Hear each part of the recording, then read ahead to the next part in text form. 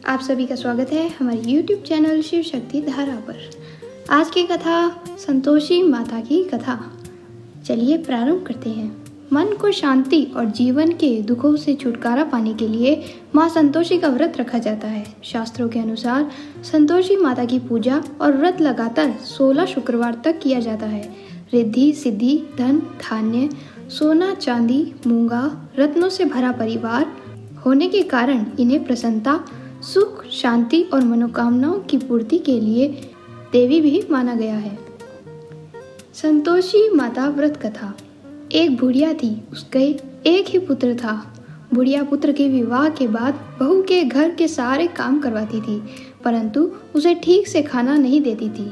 यह सब लड़का देखता पर माँ से कुछ भी नहीं कह पाता। बहू दिन भर काम में लगी रहती, उपले थापती, रोटी रसोई करती, बर्तन साफ करती, कपड़े धोती और इसी में उसका सारा समय व्यतीत हो जाता। काफ़ी सोच विचार कर एक दिन लड़का माँ से बोला, माँ मैं परदेश जा रहा हूँ। माँ को बेटे की बात पसंद आ गई तथा उसे जाने के लिए आज्ञा दे दी। इसके बाद वह अपनी पत्नी के पास जाकर बोला, मैं परदेश जा रहा हूँ, अपनी कुछ निशानी दे दे। बहू बोली, मेरे पास तो निशानी देने योग्य कुछ भी नहीं है। यह कहकर वह पति के चरणों में गिरकर रोने लगी। इससे पति के जूतों पर गोबर से सने हाथों से छाप बन गई। पुत्र के जाने के बाद सास के अत्याचार बढ़ते गए। एक दिन बहू दुखी हो मंदिर चली गई। वहां उसने देखा कि बहुत सी स्त्रियां पूजा कर रही थी। उसने स्त्रियों से व्रत के बारे में जानकारी ली तो वे बोली कि हम संतोषी माता का व्रत कर रही हैं।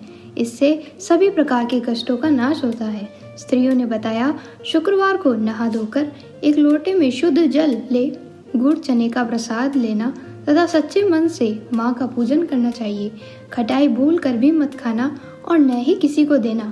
एक वक्त का भोजन करना। व्रत विधान सुनकर अब वह प्रति शुक्रवार को संयम से व्रत करने लगी।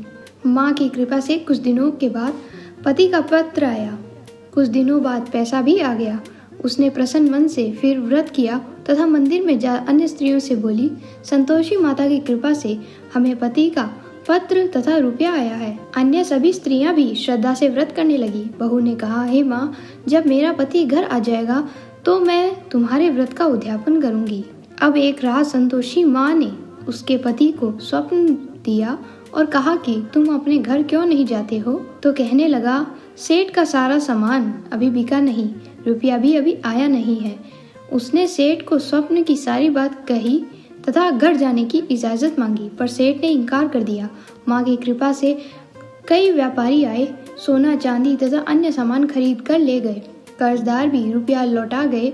अब तो साहूकार ने उसे घर जाने की इजाज़त दे दी। घर आकर पुत्र ने अपनी माँ व पत्नी को बहुत सा रुपया दिए। पत्नी ने कहा कि मुझे संतोषी माता के व्रत का उद्यापन करना है। उसने सभी को न्योता दे उद्यापन की तैयारी की।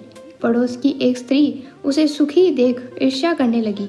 उसने अपने बच्चों को सिखा दिया कि तुम भोजन के समय खटाई जरूर मांगना। उद्यापन के समय खाना खाते खाते बच्चे खटाई के लिए मचल उठे तो बहू ने बहुत सा पैसा देकर उन्हें बहलाया, परंतु दुकान से उन पैसों की इमली खटाई खरीदकर खाने लगे तो बहू पर माता ने कोप किया। राजा के दूत उसके पति को पकड़कर ले गए तो किसी ने बताया कि उद्यापन में बच्चों ने पैसों से इमली खटाई खाई है। तो बहू ने पुनः व्रत के उद्यापन का संकल्प लिया। संकल्प के बाद वह मंदिर से निकली तो राह में उसका पति आता दिखाई दिया।